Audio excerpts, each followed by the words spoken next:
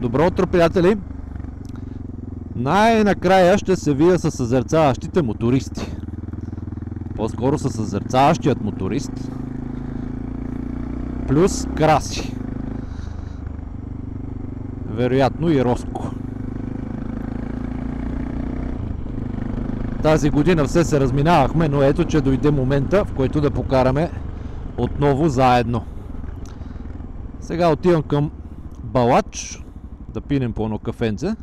Там ще се срещнем.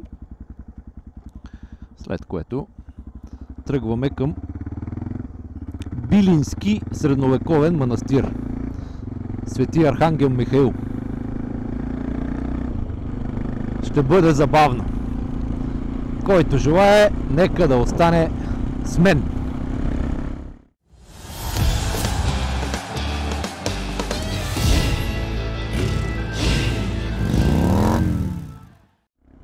Тези от вас, които се чудят защо имаме толкова прилики с Любо, т.е. моя канал има доста прилики с неговия, ще ви кажа, че това не е случайно. На първо място аз самия съм съзерцаващ моторист. Миналото лято бях посветен в съзерцаването. Дори ще кача клип отдолу в описанието, да видите как точно и през какви перипетии ме прекара Любо, за да стана част от семейството. На второ място караме абсолютно идентични мотори. Той има и друг Husqvarna, но има и Suzuki Freewind 650, Hixef 650, ако трябва да сме по-точни. Краси има такъв, Роско има такъв, Младенчо има такъв, Лилян полицая. Общо взето всички съзерцаващи мотористи имат Freewind. И на трето място качваме доста така идентични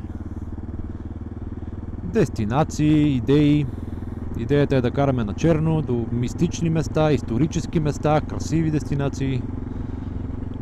Все е нещо различно и така трудно достъпно за обикновените мотори. Това е причината да си взема такъв седеход. Преди карах чопър, Вулкан, 500 кубиков редовак, но ме ограничава по отношение на мотоекспедициите. След 15 минутки ще се видим. Вече се отправяме към манастира. Разбира се, Любо ни е подготвил изненади. Още черни пътища, плюс някаква чешма пръдлата. Но първо отиваме към този манастир. Средновековен е този манастир, казва се Свети Архангел Михаил. Построен е през 11 век. Края на 11, началото на 12 век. Още сме били под ромейско владичество. Построен от местен български феодал. Ромейският император му позволява строежа. Така поне на снимчици изглежда много красиво местенце. Да, запътваме се. Ето, вече започваме с черните пътища. Ще се опитам да се обзаложа със себе си, че няма да падна днес, но да видим. Ще го изпусна ли? Любо е подготвил доста черно днес. Пътеки, сега това е някакъв мост. Да.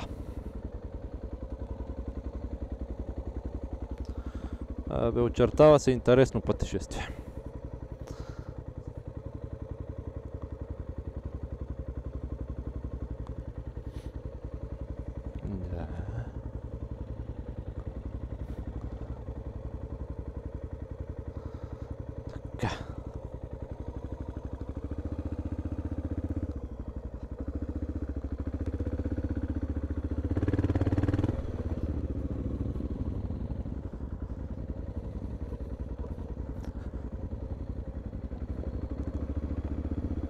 След дълги приключения пристигнахме, чакай сега, аз да си изкарам на бира и на супа. Ето го, Любчо. Ето го, Любчо. Там некъде, само не му казвайте какво сме снимали. Ето го Крум и ние чакаме шкембето. Ето я келнерка. При тези баири ни трябват само бири. Бири, много бири. Кажи бе, Пупес, някакъв си снимаш. Ти като ме снимаш, кажи да се... Айде, снимаме точно внимателно. Глъти пупата. Глъти пупата, че Любо иде и ще види какво сме записали и ще ни убия. Бързо. Къси камерата. Така, сега отиваме към средновековният манастир.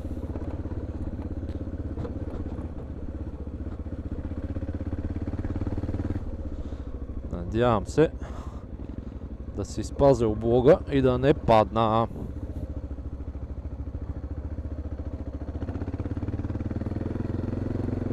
Ето сега, или ще се пада. Айде, Тошо!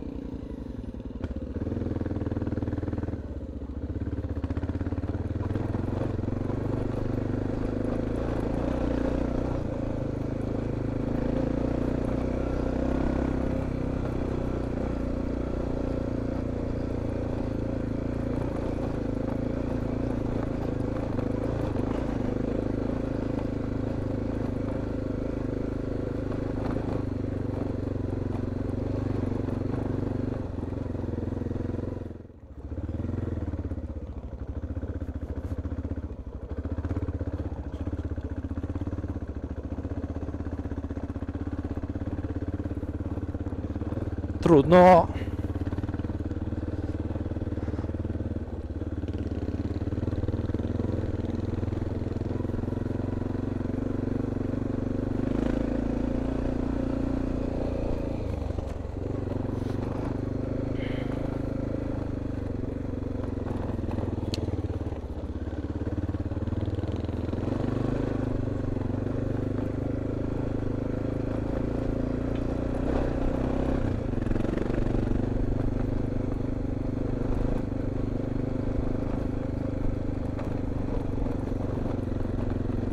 Ако сега човек не усети прилив на адреналин, няма кога.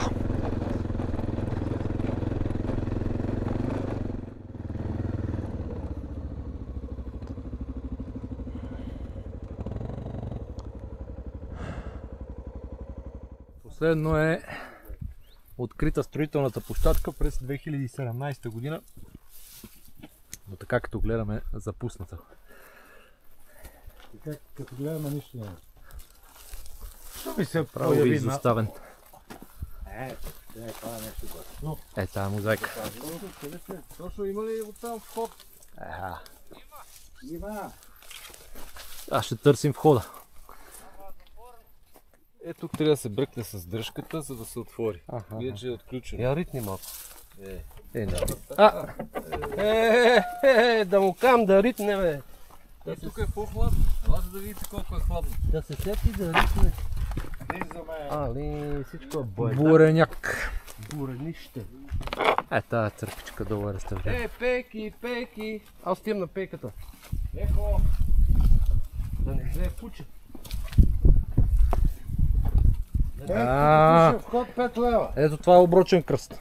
Вижте какво се получава. Дават се някакви средства, 2017 година, прави се някакъв ремонт, реставрация и до там. Никаква поддръжка. Така е с много неща тук. Знаете ли, че тук на всеки две села е имало по един манастир. Толкова много гъсто. Гъсто населено с манастири. Тоест колкото да се усвоят някакви евросредства. Точно така е станало. Както всичко. Както всичко. Ести от 19 век. Това е кръст от 19 век. Може би тогава е било светското училище. Служили са солари и осветление. Да. Нощем сигурно И грамоотвод. Прибрали са неколе. Ей, взими тая камера, той какво снима точно? Дали мога да влезем вътре в параклица?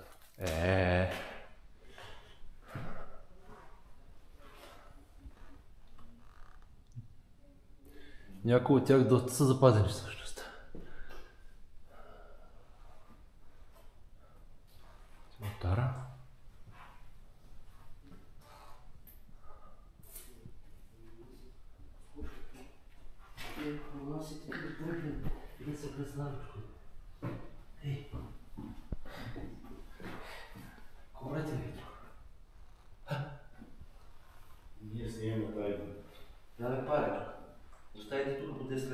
парашка работа.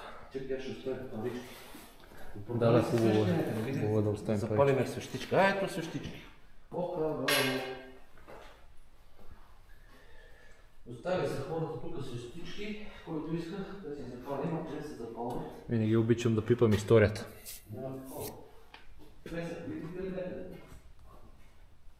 Тук има врата. Да, вече се отвъда. Добре. Видяхме манастира. Сега се насочваме към чешма Пръдлата. Много интересно име. Казва се така, защото имала лечебни свойства за стомашно-чревния тракт. Отново ще караме само по черни пътища. Чао, Краско!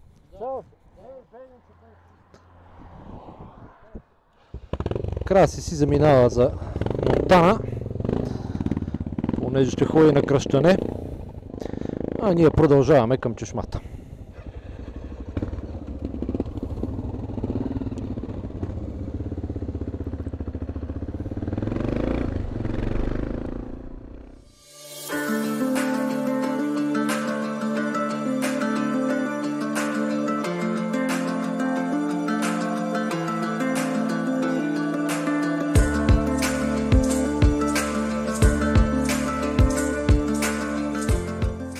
Тази чешма Пръдлата се оказа доста трудна за откриване. Намерихме едни местни хора. Те ще ни опътят.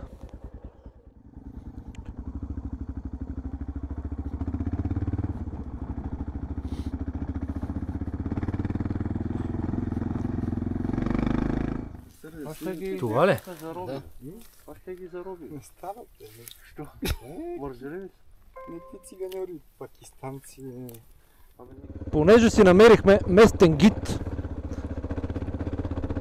човекът си е направил чорбаджия, има местен бизнес тук и знае всички забележителности в региона. Сега ще ни заведе до най-високият връх в местността.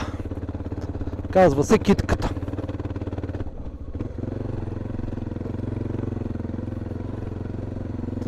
Каза, че има много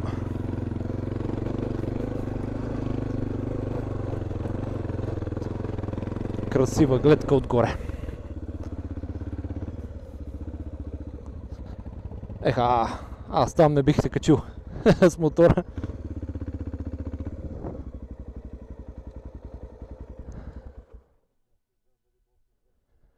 Уха! Добре, че не пробвахме се качваме с моторите. Много е стръмно. Обаче се открива гледка. Да няма тия треви. Може да си излезе.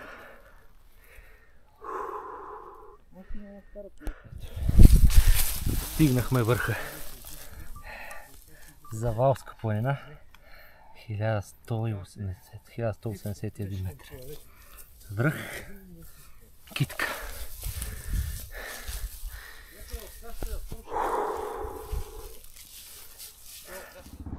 Добре, приятели, с това мисля да приключа това видео. Наистина беше един прекрасен ден. Забавлявахме се, покарахме. Надявам се да ви е било интересно. От мен и от нас, съзерцаващите мотористи. Чао, чао и до нови срещи!